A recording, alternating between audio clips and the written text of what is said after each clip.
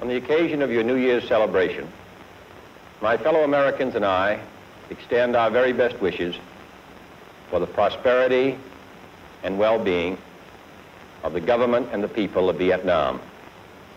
In your struggle against aggressive forces of communism, the sacrifices that you have willingly made, the courage you have shown, the burdens you have endured, have been a source of inspiration to people all over the world. Let me assure you of our continued assistance in the development of your capabilities to maintain your freedom and to defeat those who wish to destroy that freedom.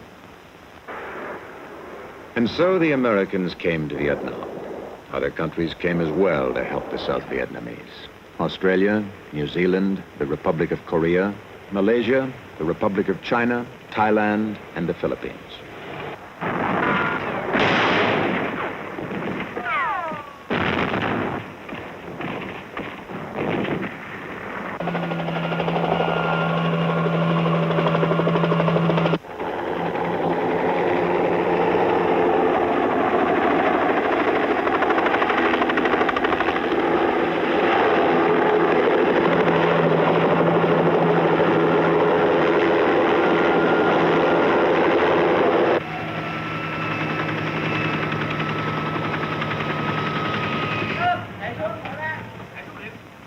Just beyond the village were the Viet Cong and the North Vietnamese. The civilians of the village were evacuated before the battle that was sure to come.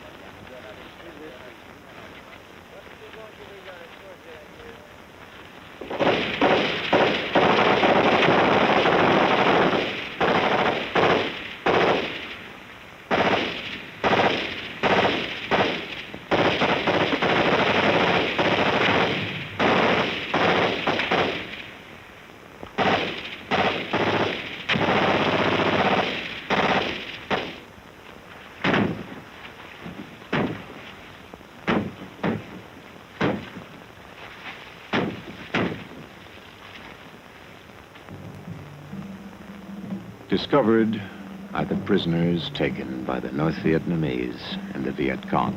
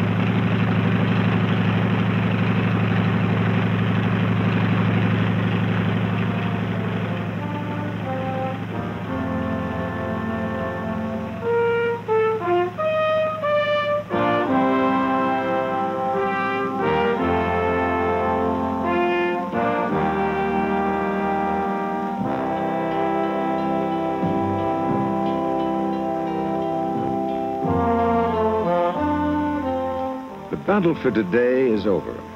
The battle for tomorrow was yet to begin. In the night that separates the two, the enemy would resupply and regroup and replan to take the village once again. The day-by-day price of holding a village was not cheap.